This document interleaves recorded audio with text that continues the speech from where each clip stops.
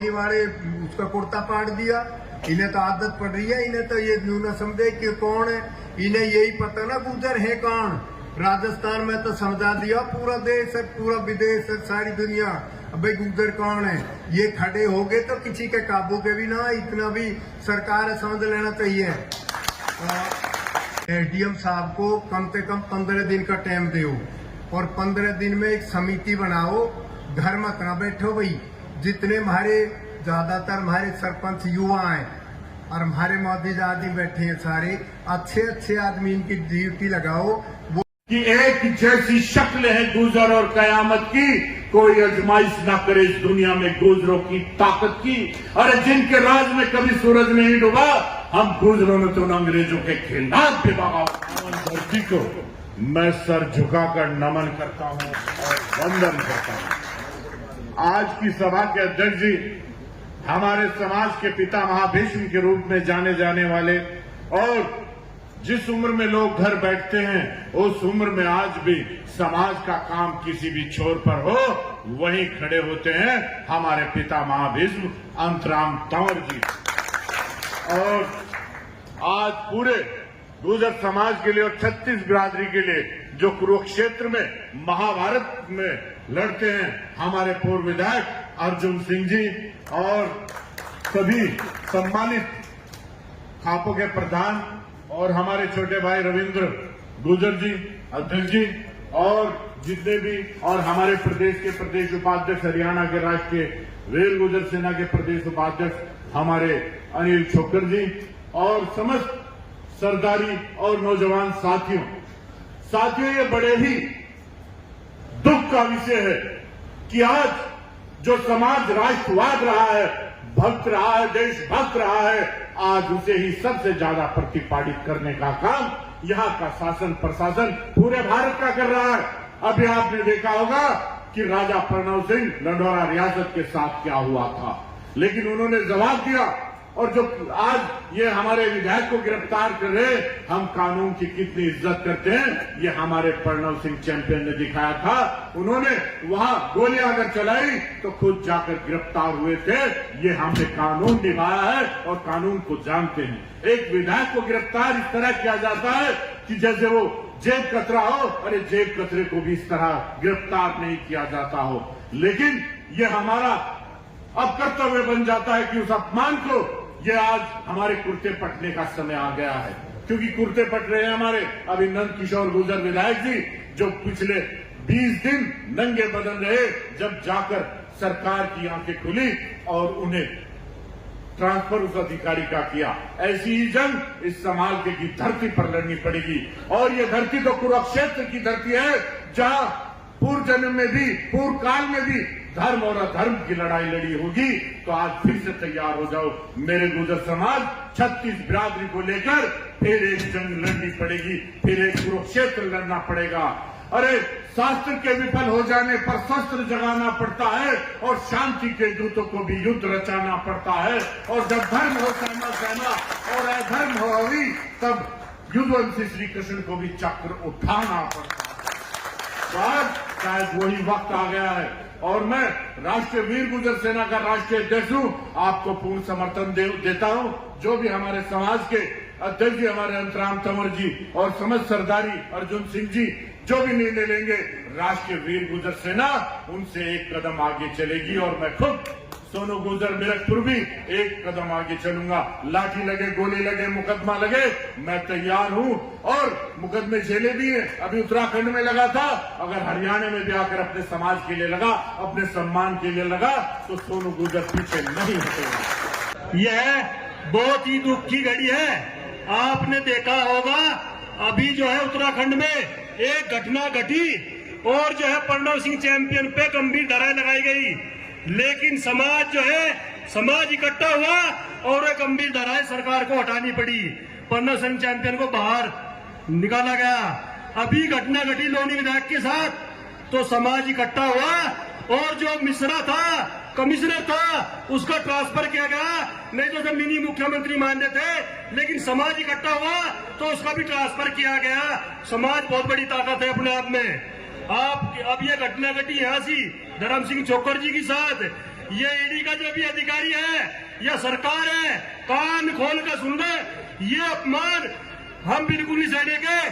थोड़े से हम जो चुप है, केवल जो भारत पाकिस्तान का सीमा पर युद्ध चल रहा, इसकी वजह से कहीं ना कहीं हम चुप है। नहीं तो अब तक तो जो है बहुत बड़ा आंदोलन कर देते और अपने धर्म सिंह चौकर को उन ईडी से मुक्त करा लेते हैं, चाहे कैसे भी करते हैं हम उस चीज को। और यो देश संविधान से चले, किसी रंजिश से चलता। ये ईडी के अधिकारी भी संविधान के दायरे में ही जो भी जांच है, जो भी आरोप है, उसी के हिसाब से काम करे, ना तो किसी के इशारे पे या किसी के उस पे हमारे विधायक का, पूर्व विधायक का अपमान बिल्कुल भी ना करे। और जो अपमान किया है, इसके लिए सरकार किसी तरह का मुखालता ना पाए और जो ईडी का अधिकारी है, इसे बर्खास्त करे, इसे बिल्कुल सस्पेंड करें। अगर नहीं करने की तो हम जो है इसे बड़ा आंदोलन का रूप देंगे। अभी भारत पाकिस्तान का युद्ध चल रहा, केवल हमारी थोड़ी नजरें झुकी हुई है कि कहीं ना कहीं हमारे पर आरोप न लग जा कि ये देश के अंदर जो है विद्रोह पैदा कर रहे हैं। अभी समय है सरकार पे, सरकार समझ जाए चीज को। जो भी अधिकारी ने जिसके भी इशारे पे जो भी इसकी चैन बनी हुई है, उन सब के खिलाफ जांच करावे और इन अधिकारियों को सस्पेंड करें। नहीं तो हम इसमें जो है बहुत बड़ा आंदोलन करेंगे और पूरे देश में करेंगे, हर जिले पे करेंगे, हर गांव में करेंगे, हर प्रांत में करेंगे।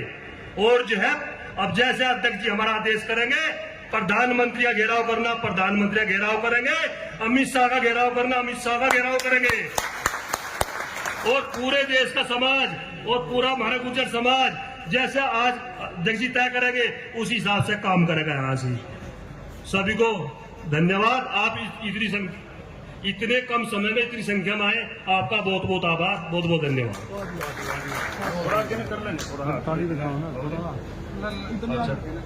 बहुत बहुत धन्यवाद प्रधान जी का। अभी हमारे बीच में भाई संजय चौहान जी आए हैं। साथियों, हमें पता है 2 मिनट के लिए आप अभी बुलवाते हैं। कृष्ण बैठो 2 मिनट सिर्फ।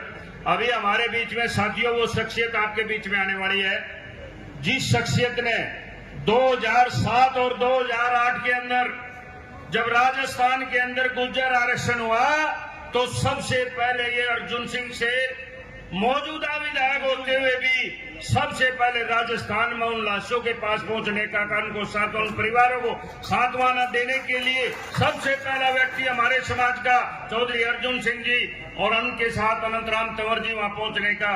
अब हमारे साथ में साथियों, अब हमारे बीच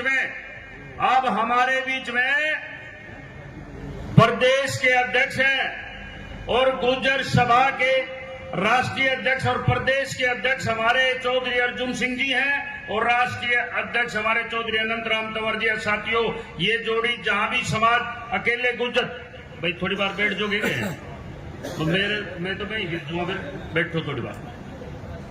तो अभी ये वो जोड़ी है साथियों, चाहे कलकत्ते में समाज का प्रोग्राम हो, कहीं भी सबसे पहले पहुंचे। उत्तराखंड के अंदर पवन चंपन जी के यहाँ सबसे पहले आदमी जाने वाले चौधरी अनंतराम तंवर और चौधरी अर्जुन सिंह जी दोनों साथ में गए। साथ गुर्जर समन्वय समिति के अध्यक्ष आदरणीय साथियों, देश के अंदर जितनी गुर्जर सभाएं हैं उनके समन्वय समिति के अध्यक्ष, चाहे वो 10 संस्थाएं या 15 है, उनके अध्यक्ष चौधरी अनंतराम तंवर जी आए और अपने विचार रखे। साथियों, जोरदार तालियों से स्वागत। साथियों, चौधरी अनंतराम तंवर जी एक वो महान शख्सियत है। साथियों, काफी लोग गए होंगे, गुड़गांव के अंदर टिगरा गांव आता है सेक्टर 67 के अंदर।